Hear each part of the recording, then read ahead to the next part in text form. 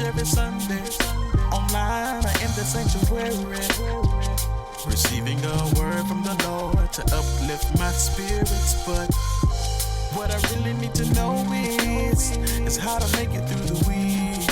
I need to know how to handle me. Someone please help me. Church. What's really going on? Church. Monday to Sunday morning. Church. Benediction is said. Please keep it real with me. Church. Don't worry, don't fret. I think we found an outlet. I'm gonna keep it real with you. P-Rod and Lady Reed. After church. After church. Yo, what's up, everybody? We're back at After Church.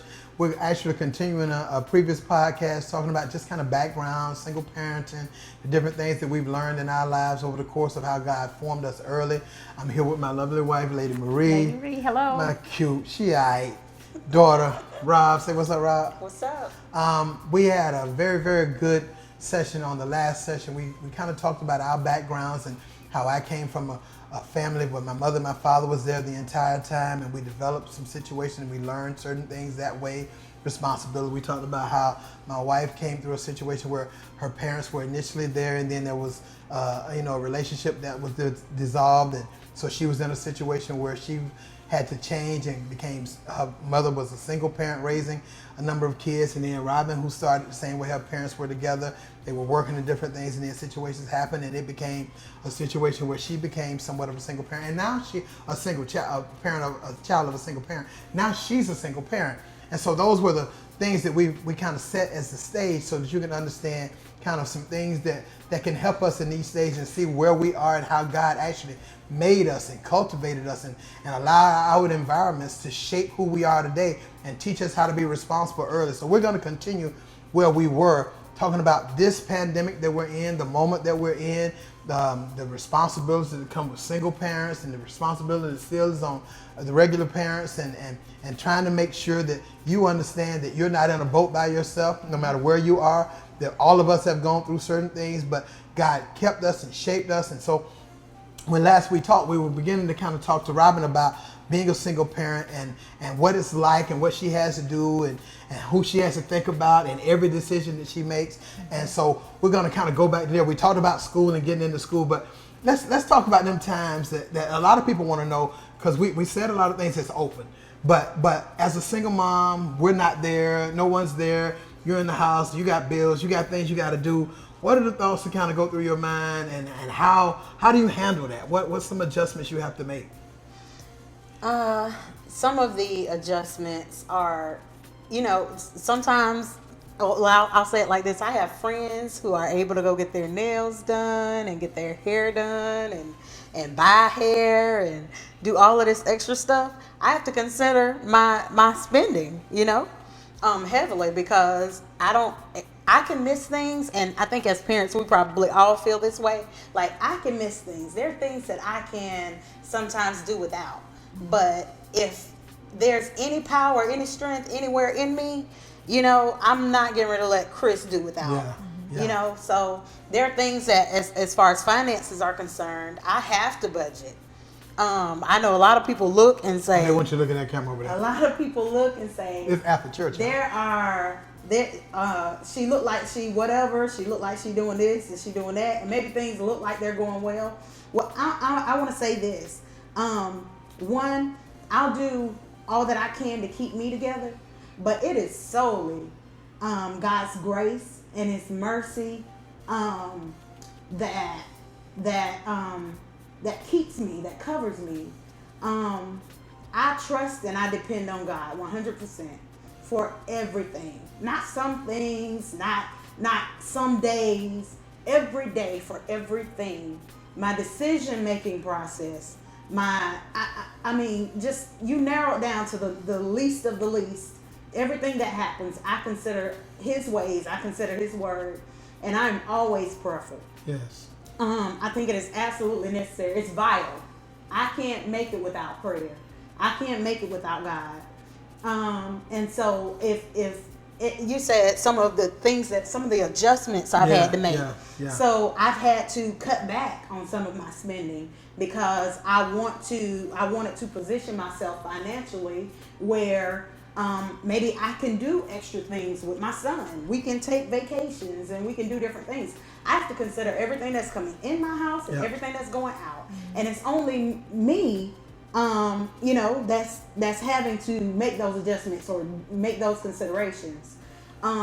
Listen, but now, I'm gonna let you go forward. But think about what you're saying now, and think about what we talked about before. Because what we talked about before was a situation where your background, you being pushed into a situation where you had to start kind of looking out for your brother and sister. Right. You had to go to work, different things like that. It looked like it may have been a disadvantage at first, like this was not something, God, why did this have to happen to me? In different lives, people think that. Why am I in this situation? Not knowing that it's training. Not knowing that his hand is on it and he's preparing you for your assignment in the earth. See, sometimes the things that you have to do in life and the things that you go through in life are simply just classrooms. They're training you for an assignment. Exactly. You know nothing about at the time. You never saw it coming because in your mind, everything's going to be planned perfectly. It's going to come out good, or you didn't think it would. And then all of a sudden, what God has done is prepared you, not knowing, to be strengthened in a place where now your mindset is different. You're a good single parent, a good parent. I'm not just singing you as a good parent because a lot of parents don't think about their children. Right. They don't think about it in their finances. They don't think about it in what they're doing. They just go do what they have to do or do what they want to do, and the kids fall anywhere. But God trained you and gave you a place of responsibility in you, so you don't just look at yourself. You're not selfish about it. And I think that's a part of what's here, and it kind of shaped us too. Because at the same time, we're in the situation where everything we do, and my situation was great, wonderful, whatever. But I always saw my dad pay the bills. I always saw my parents go to work. You had to work and try to make sure responsibility was take care of, or look out for your brother and sister, work and all those kind of things. But in the meantime, what really happened is the same values were shaped. Sometimes you have to really realize that God is really, you have to stop sometimes. When you want to have a pity party, or you want to just kind of just give up and say, man, this is too hard. Why am I here? How did he place me in that situation? Why did this happen? I thought it was a mistake, but God prepared me for this. He prepared me with the things you saw, in your relationship, in your parental relationship and all of that. It made some differences in your mind as to how you wanted to function. Talk about that. Well, I wanted to go back to something you said earlier. Going from the transition of a two-parent home to a single-parent home, it's so amazing how God works when you don't even acknowledge that he's there working. Mm-hmm. He insulated me and my family in a single-parent home where we didn't really think about being in an unfortunate situation. Right. You just kind of kicked in, and it wasn't that I didn't want to help mama do what she had to do at home. You just kind of, okay, if I can help and they'll give me a job, hey, I'll do that. So it was like an honor to be able to provide and take on some of the burdens that were in the home because you were a part of it. You saw it, you knew what had to happen. Right. So it wasn't drudging to do what I had to do. It was actually rewarding. And then I had friends that could on a Friday night go party when I was going to check in on a job somewhere. Right. But I didn't even have those moments. Every now and then after you get back to school and you hear how the party went, you're like, man, I wish I would have been there. But at the same time, if you can relate, you knew you had a job to do. Yeah. And it wasn't like, oh man, every Friday night I'm just hating to go to work because my friends are having a good time. It was just like I knew what I had to do. And my whole posture, my whole mindset, my whole bill was, well, you at the party and I got to do this, but I didn't take nothing from them and they didn't take anything from me because this is what I had to do to know that I could come and help pay a water bill or help pay a light bill because we needed it. That was what I had to do. And then my brother, he's 4 years younger than me. So I had to he was like 13 when all this kind of transition. He was going through a transition, trying to figure out his puberty. So he didn't want to listen to somebody that's just a little bit older than him. But I had to tell him some things to do when mom wasn't there. So it's just a lot to juggle. But you just kind of, again, step in, and God like builds you to deal with the Exactly where I was going. situation, and you Exactly. just deal with the situation. It's like you got tools within you that you Yes. don't know you have, but when you get ready to reach for it in your tool belt, it's there, and you're Yeah. equipped, and you can do it, That's and you good. can fix whatever the issue or whatever the situation is. Go ahead. I think that we are equipped in our youth to be able to deal with the things that we encounter Yeah. when we get older. Sometimes we look at it and make it something mediocre, Yeah, like yeah, like it something didn't even- insignificant. yeah. But They on that but one. when you get older, when you grow up and you look back, you see how all of those little things that seem to be so Yeah. insignificant Yeah. shaped who you are today. Yeah. And it is rewarding. It's a blessing to look back Yeah. and see where I came Yeah. from. Yeah. I say this a lot to some friends. They're I'll over here say, now. listen, I had a second church. upbringing. You know Go what I'm ahead. saying? Yeah, I got you. In my initial upbringing, God placed me in a family where there was love, but my mom lost her parents when she was 13. 7, she lost her mom. 13, she lost her dad. And she didn't know how to do anything. She was the baby of 13, 14 children. And so she was left with someone, and thank God somebody, took her in as their own, but had to teach her everything. Wow. She knew nothing. And so my mom's like sole press or goal was to make sure that we were able to survive no matter what environment we were put in. And so she poured. We could clean, we could cook, we could, whatever it took to survive, we could do. And she kept us in church. Yeah. But I have to say this, in my initial upbringing, I didn't get to know God the way that I know him now. Yeah. And so I'm so overly grateful because I feel like God just, I don't know, he singled me out. I am special. I know everybody feel like they are, but it was something different with me. He singled me out, and he hand selected me, and he put me in this situation so that I could really get to know him. Yeah. Because I knew of God before I came into contact with you all, but I did not know God for myself. And so, and I think that plays a large role in who I am now, how I'm surviving as a single parent, how I'm raising my son, as well as the things that I am so strong and steady on making sure it's poured into him. Yes. Yeah. So yeah, I just it's so. I guess the best way to say it, I preached earlier, I talked about the counsel of God and how he knows what's going to happen and how he builds you. Yeah. I mean, we didn't see our relationship at all. I knew Robin from nobody in this earth. I met her at Golden Corral and didn't know I was meeting her one day, and met with the whole family, and never saw our relationship developing. Never knowing LaToya Gale would be so instrumental in bringing just coming to the church, and there was something different about her. And I had all of my youth, and we dealt with everybody, but God, he literally spoke to me about her. And that was different because that was a situation that was going to be different even with us, because when God was speaking, we're newly married, and God's speaking to me about, having an impact in her life, and I want to go about it the right way. Yes. So I wouldn't just go deal with her. I let my wife do different things. I knew her mother. We talked about certain things, and it was like something different. And I said, God said to me that, I got to have an impact in her life, never knowing it would develop into anything. I just wanted to be able to support in different areas, and literally, but then we've had so many different things that have happened in this situation. But God always put in me that, it's something special. It's something different in her. It's something major in her.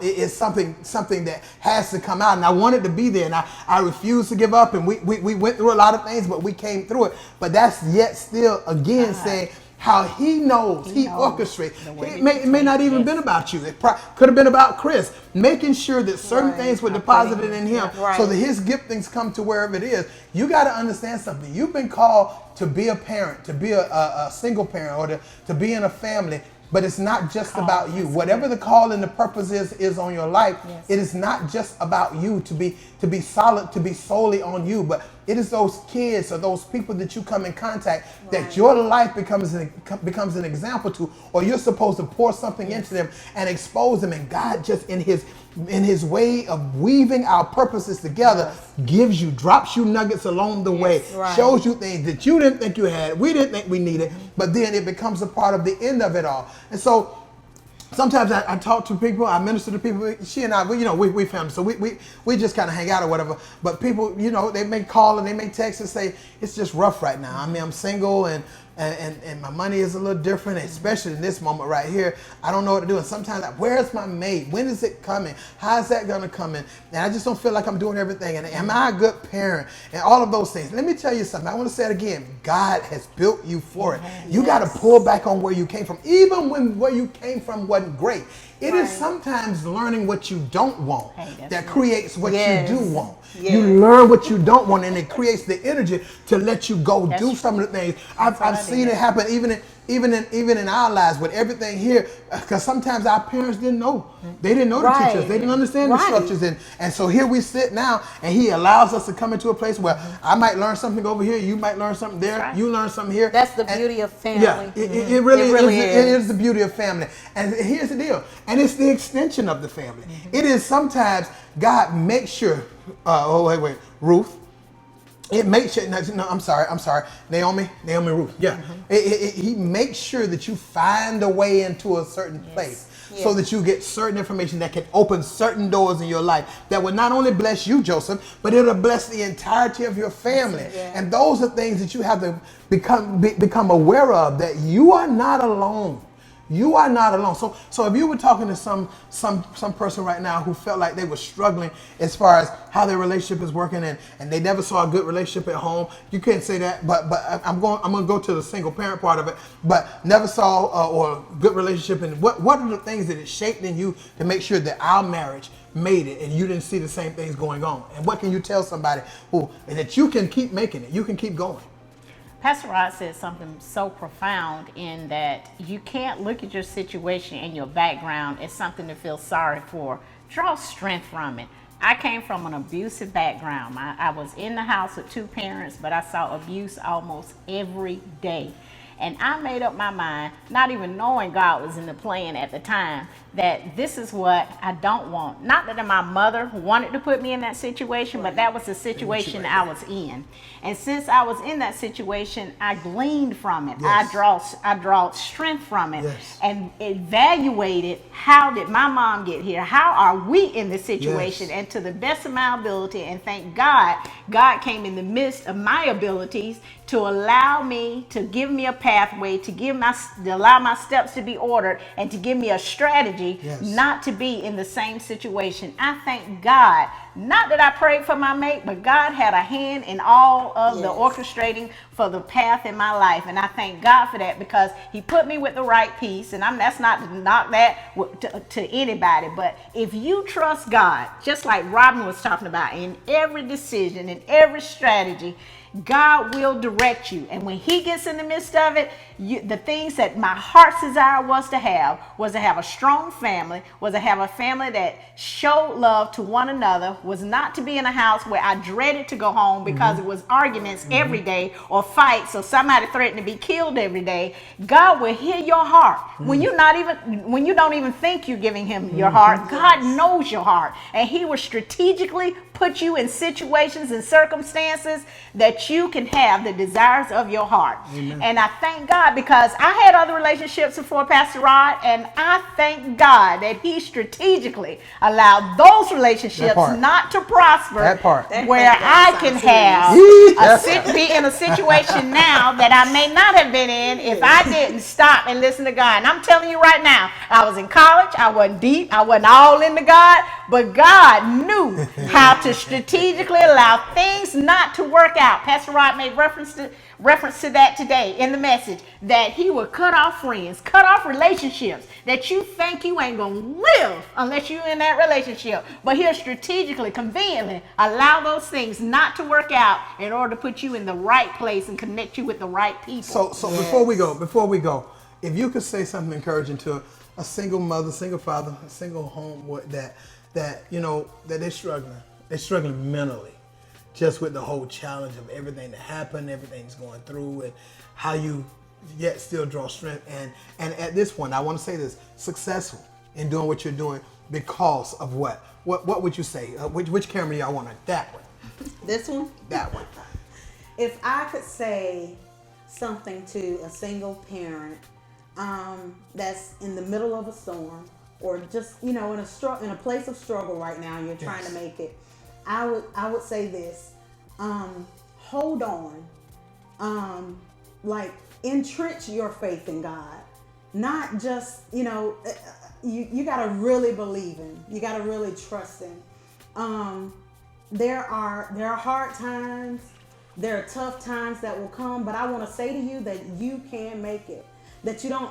It's not over just because it's tough right now.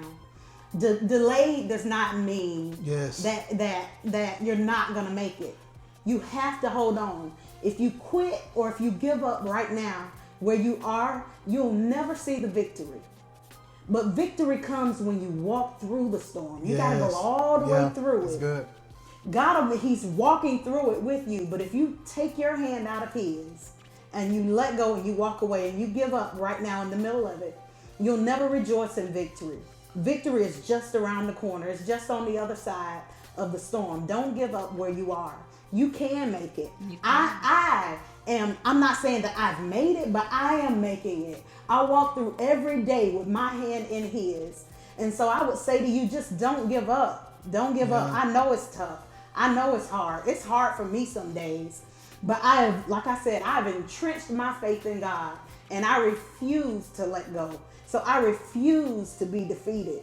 And so once I really believe that once you get the mindset that I am victorious in Him, not I'm victorious in me, in my own works, in my own accomplishments, but I'm victorious in Him, then your mindset shifts. And when you grab hold of real victory, it's something different that happens because it encourages you. It thrusts you to walk through the storm. So I would just say, don't give up. Don't give up. It's not. Give me that camera right there. Listen, the reason that God had you to hear this today, even in whatever the storm. But listen, there are tears in victory. Yes. There's tension. There's stress in victory.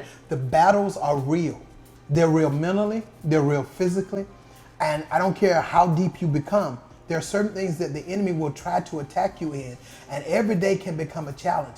But what we're saying to you and what she's saying, what Lady Maria is saying, and it's so profound that you have to trust God through the process. That's it. All with whatever you know. You may not feel like you are worthy.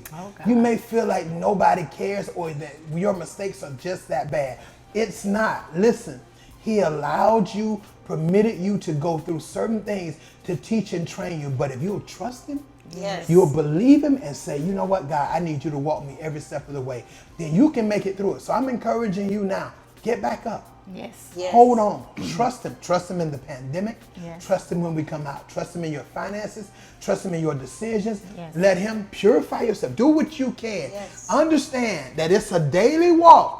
But you can make it. These are things that we deal with after church, after the benediction, after they preach, pray, prophesy, lay hands, and then I come home and deal with my own emotions, my own feelings, and my own challenges. Those things are the things that we're talking about now. You got to trust Him in church, but you got to trust Him even more out of church. That's what we're dealing with. After church is over don't mean after life. Life still works. You still have balance. You can still have fun. You still have smiles. You still have tears. Yes. But when it's all said and done, He's writing that story. And what one song said, I shall wear a crown. When it's all over. When it's all over. See, He's writing that story. You're writing that story. You're walking out the pages of an epistle and people are watching. And you become a light. Like this, what she said today, I believe is a light. What she said today, I believe is a light. It was our desire to make sure that you understand it ain't always easy, Right. but it's possible because That's right. all things are possible to him that believes. We believe that. Thank you so much for joining After Church. Thank you for being so candid, Rob. Thank you, Lady Marie. It's been a good session. I hope this has blessed you. Comment, kind of send it. We're going to do this on a regular, different things we think about that just real life. We talk about that in After Church. But we're grateful. Again, family, worship center, and all of you who catch it, we're coming out stronger. Coming out strong. Thank God. Thank you for joining us for After Church. We'll holler. Tell them bye, Rob. Holla. Bye. Bye. Yeah, we up. All right, we out. Let's go have some food, y'all. Holla. I'm gonna keep it